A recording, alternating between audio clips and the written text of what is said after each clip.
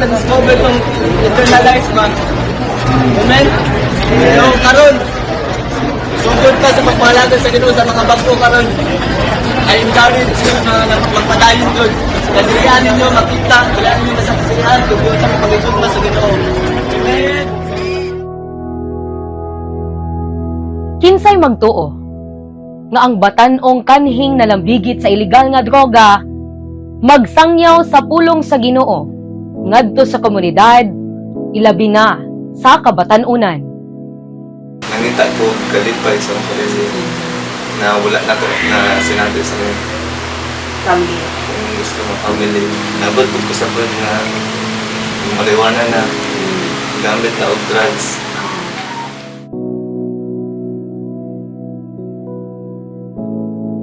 Siya si Darwin Cantero, 22 anyos, taga Bahada Garcia Heights, Davao City. Tuig 2016, nagsugod ang pagdulom sa iyang kinabuhi. Daw nahanaw na iyang paglaom nga siya makabati pa og kalipay nga tinud-anay. Ako sa una, nag-start ko og kanang grabe kanang kaagay chicks, inom, sigarilyo. Nabot ko sa point nga maliwanan na gamit na og drugs. So, na-involve ko atong isa ko sa nagpagamit na nagpasulod o sa isuan. Nagpasulod o Drugs. drugs.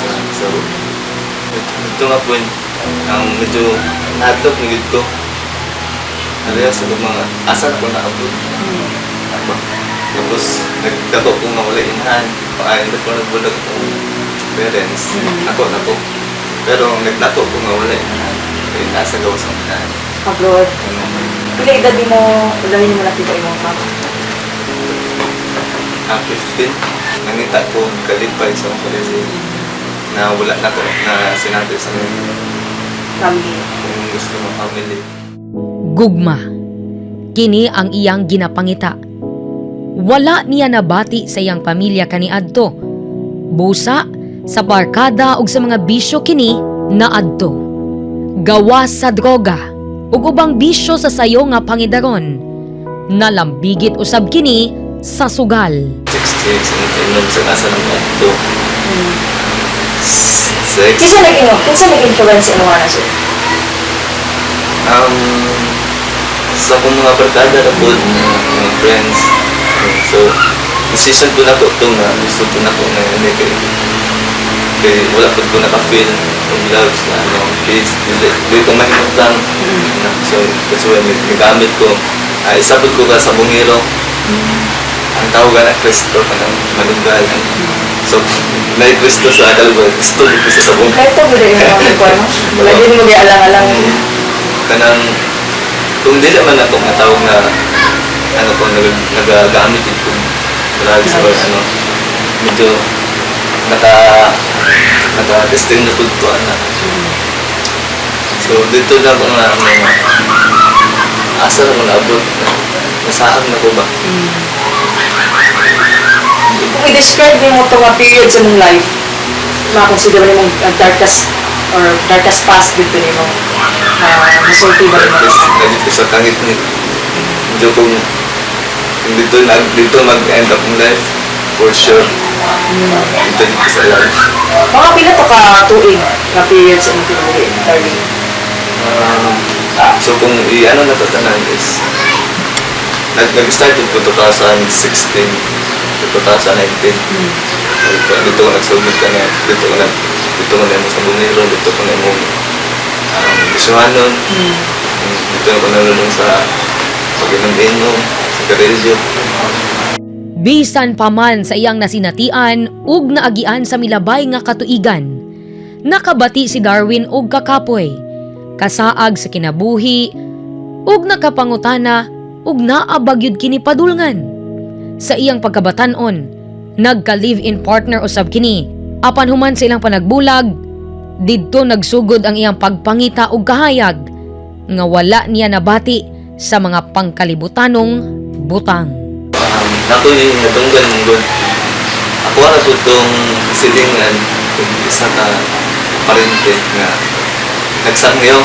Mula naalam ko ba sa pilid. Nara ko nadunggan na laigo ko.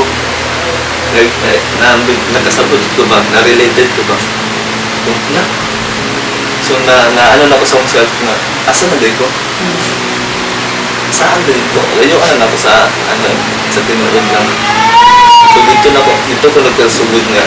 Try daw kong simba. Try daw kong simba. So dito nagsugod. Pag-ulit na ako. Nangampo dito. Dito gipapil ni Lord sa ilang pasensya mo. Ngayon di eh. So dito ko nag-decide nagpadayon dito. Malipayon kakon si Darwin nga padayong nagsangyaw sa pulong sa Ginoo. Buot niya ipaabot ang mensahe sa Ginoo ngadto sa ilang komunidad. Labi na sa mga tawo nga nabug-atan na sa ilang mga gipas ang hagit sa kinabuhi. Ingon man sa kabatanunan nga aron makaamgo sa mga unsay angay buhaton ug angay usab likayan sama sa mga bisyo.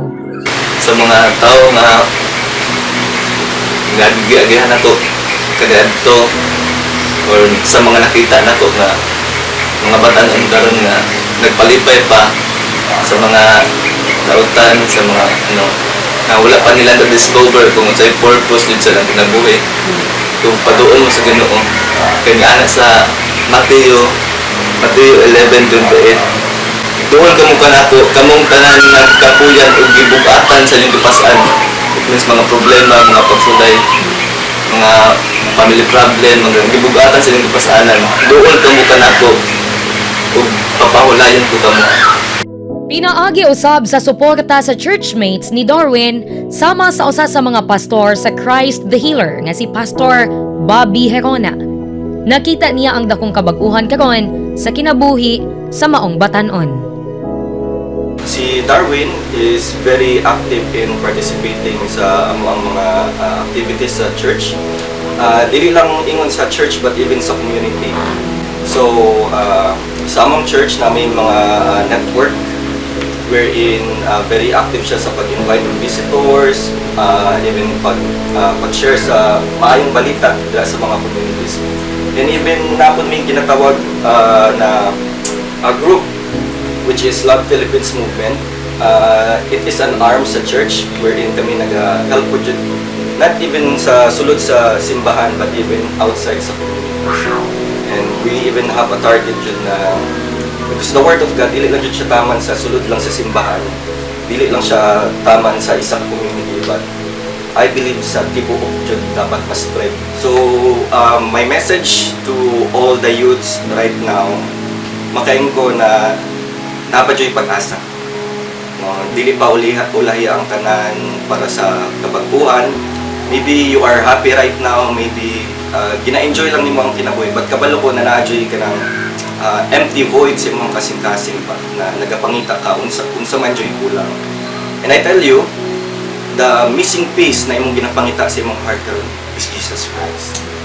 So, I encourage you, if ikaw wala pa ka nakaila sa Ginoo, if wala pa kay personal na relationship sa Ginoo, no, start to read the Bible, even start na mo connect jud sa mga tao na nailhan nimo nagibagko sa Ginoo. Because I tell you, kana na mga tao dili na ingon na nagasimba-simba lang, dili na ingon na gibago lang sa Ginoo. Naka-experience sila og personal appointment or personal encounter sa Ginoo. Gikan July 2016 to January 2022, subay sa datos sa Philippine Drug Enforcement Agency o PDEA, anaa sa 4,170 minors ang na-rescue tungod sa illegal nga droga. Dunay pushers, users, mga bisita ug empleyado sa drug den, maintainers ug runners. Sumala sa Department of Social Welfare and Development at DSWD, gina-turn over nga to sa bahay pag-asa centers sa local government units ang rescued minor. Una dayon ipadala sa DSWD apan dili sila prisuhon sama sa ubang nag-atubang ug kasong kriminal. Alang kang Darwin, gihatagan kita og free will sa Ginoo ug unsa nga dalan ang atong sundon. the greatest things gihatag ni Lord ni Jesus sa tuwa sa church manggod. Kay gikan ka sa darkness, pag gihatagan ka ng choice na mag-decision ka pa kung asa dito ka madto.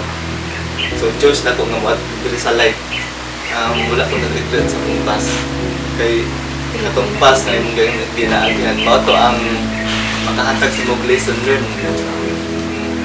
So akong ma-message ang po no, sa mga na may ginaagihan karon ayaw, dili na mo na sala nga naabot ka na ang sala kung mamatay ka na naarap na make a choice good, make a decision na good nga kung asa din ka mo follow. Maayo ang Ginoo. Sa Isaiah 53:6, diha nagingon, kitang tanan sama sa mga karnero nga nasaag, matag-usa ka nato nagpatuyang lang sa pagbuhat sa atong gusto. Apan siya ang gipaantos sa Ginoo sa silot nga alang unta kanatong tanan. Kasama, dili pa ulahi ang tanan. Aduna pa'y panahon sa pagpangayo og pasaylo sa tong buhi nga Dios. Ikaw ba tong gibug-atan na sa imong ginaagian karon? Ikaw ba tong nawad-an na og paglaom nga makadawat og kahayag sa kinabuhi? Ihatag kun isurrender na sa Ginoo. Dawata si Jesus sa imong tibuok kinabuhi. Ug kasama, ikaw makaangkon og kinabuhing dayon. Alang sa DXDC Holy Week Special, Radyo Manrans Barbarona, Tatak RMN.